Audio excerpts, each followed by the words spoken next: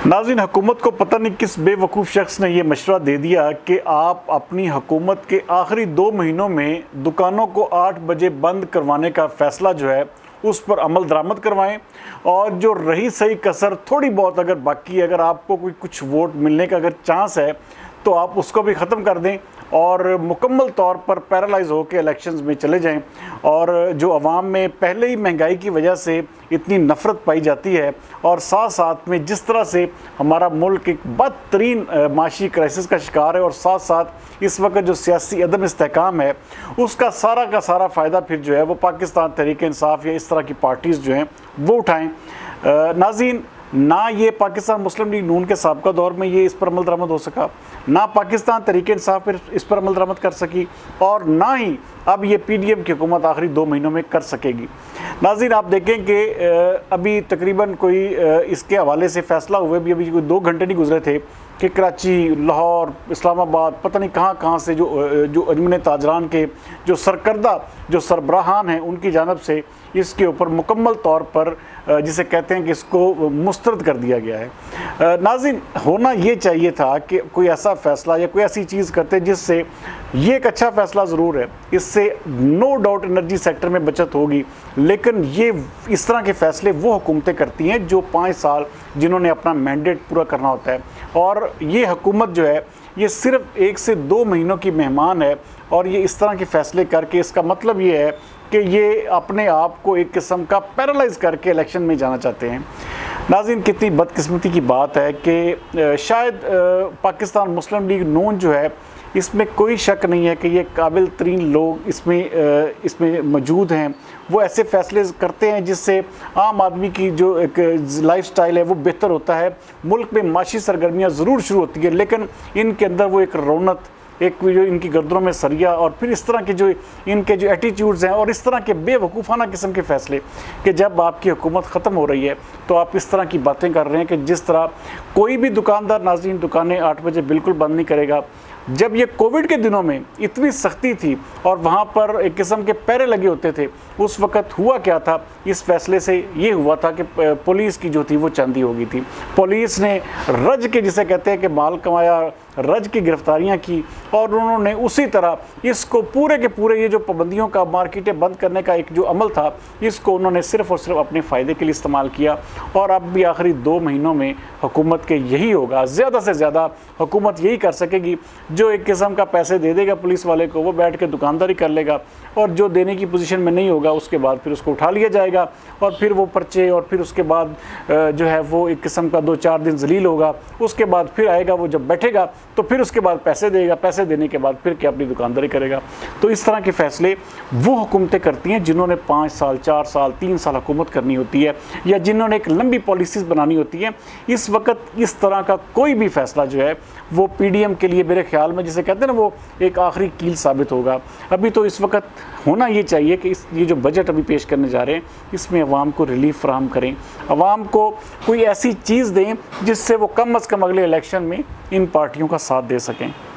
पहले ये गिला किया जा रहा है कि जी पाकिस्तान तहरीक इंसाफ का बहुत ज़्यादा वोट बैंक है। जी,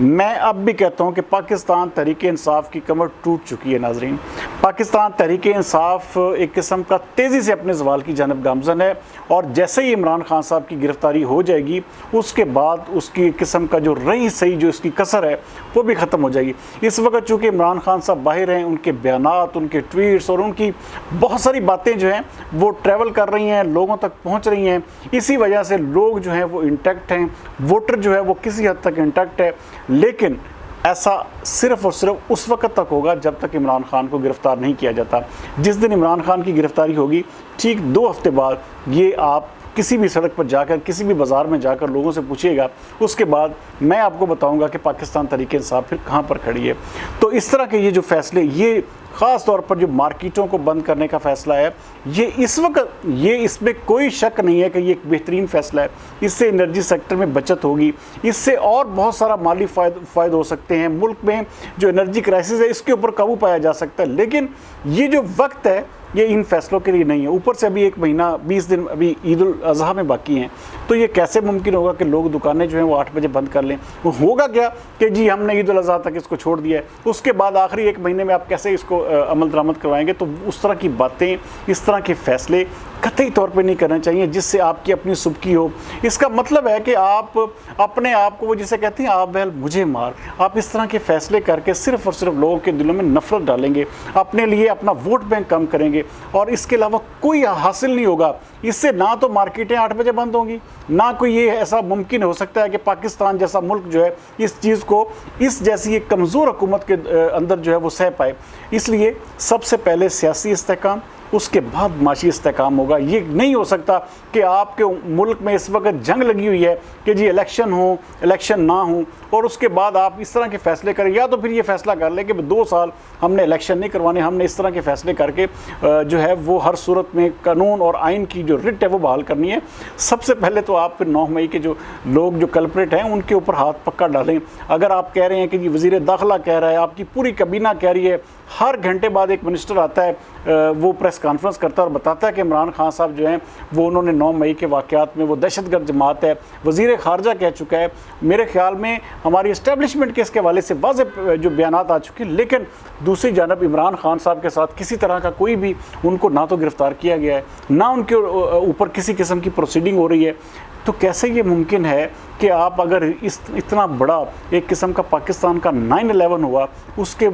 असल मुजरमों तक आप हाथ डालने से कासिर हैं? तो आप ये इस तरह का पूरी आवाम का जिसमें एक किस्म का मफाद वाबस्ता है, तो आप दुकानें कैसे बंद करवा पाएंगे? तो इस तरह की चीज़ें नाज़रीन, ये एक मेरी ज़ाती नज़रिए और तज्ज़िये के मुताबिक इस वक्त ये एक इंतहाई फजूल और बोंगा तरीन फ़ैसला है। वो इसलिए क्योंकि ये जो आखिरी 2 महीने हैं हुकूमत के, इसमें ये किसी सूरत भी अमल दरामद इस पर हुकूमत नहीं करवा सकेगी। अगर वो सख्ती से अमल दरामद करवाएगी तो अपनी एक किस्म का वो सियासी खुदकुशी और सियासी मौत को अपनी तरफ आवाज़ देगी। तो इस तरह की चीज़ें किसी भी सूरत में किसी भी हुकूमत को नहीं करनी चाहिए। हाँ, ये हुकूमत दोबारा आए, किसी भी पार्टी की हुकूमत दोबारा जब 5 साल के लिए आए,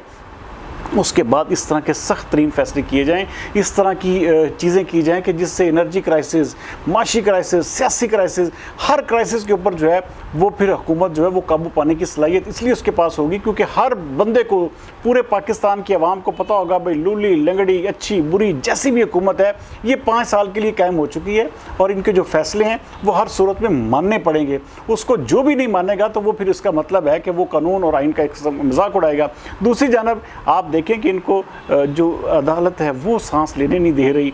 आज आप अंदाज़ा करें कि जो कानून बाकायदा तौर पर एक कानून का जो गज़ट ऑफ नोटिफिकेशन बाकायदा उसका जारी हो चुका है,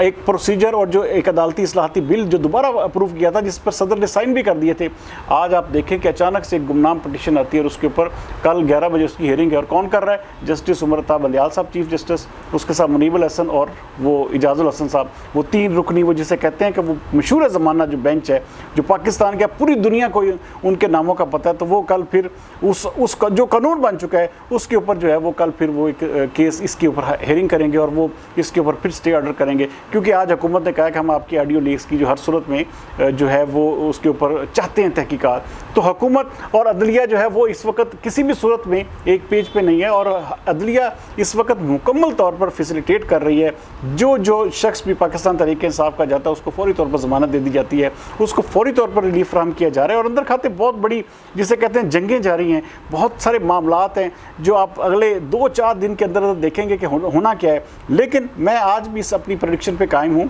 क्योंकि मुझे इस चीज़ का कन्फर्म यकीन हो चुका है, इस हवाले से जो सोर्सेज है वो कन्फर्म कर चुके हैं कि अक्टूबर जो है वो इलेक्शन हर सूरत में होंगे। तो बाकी ये जो क्या कहते हैं कि इस वक्त जो भेड़ चाल है या इस तरह के गलत फैसले जो हैं वो मज़ीद जग हंसाई का बायस भी बनेंगे और मज़ीद इसको हुकूमत की जो है वो इन सियासी जमातों की जो इस वक्त PDM हुकूमत है तो ये PDM के लिए भी सुबकी का बायस है। इसको किसी भी तौर पे मेरे ख्याल में दानिशमंदाना फ़ैसला ये इस वक्त के एतबार से नहीं कह सकते क्योंकि इस वक्त इलेक्शन में जाने का वक्त है, ना कि इस तरह के गलत फैसलों को इम्पोज करने का कि जिससे अवाम में मज़ीद नफरत फैले। अवाम में पहले ही भूख और अफलास की जंग जारी है, तो इस तरह के फैसले या इस तरह की बातें करके आप इसका मतलब है कि सीधा अवाम को या हुकूमत जो एक आम लोग हैं उनको हुकूमत के ख़िलाफ़ उकसा रहे हैं, हुकूमत के ख़िलाफ़ एक किस्म का इन PDM की जमातों के के ख़िलाफ़ एक किस्म का नफ़रत में मज़ीद इजाफा करवा रहे हैं। तो इस तरह की चीज़ें हर हाल में इनको रोकना होगा और ये किसी भी सूरत में मुमकिन नहीं है नाज़रीन कि हुकूमत इस तरह के फ़ैसले करके और इलेक्शन में जाए और फिर दोबारा जीत के आए। तो बहरहाल जो मेरे ख़्याल में अक्लमंद लोग हैं थोड़ा सा इस हवाले से सोचें समझें और बैठ के फिर फैसला करें। और ख़ास तौर पर ये जो नून लीग के अंदर एक अरस्तूपन की एक वो झलक है, या जो एक सरिया, या जिसे आप कहते हैं कि एक अकड़ और जो एक तकब्बर है, इसको खुदारा अपने अंदर ख़त्म करें। अगर आप अपना अगली हुकूमत लेना चाहते हैं, अगला इलेक्शन जीतना चाहते हैं, तो आप अपने आप को बिल्कुल इस पैराए में लेके चलें कि अवाम जो है वो आपको पसंद करे, अवाम फिर आपको वोट दे और फिर दोबारा हुकूमत बनाए। और उसके बाद इस तरह की जो मर्ज़ी आप इम्प्लीमेंटेशन करना चाहें, जो मर्ज़ी फ़ैसले इम्पोज करना चाहें वो करें, लेकिन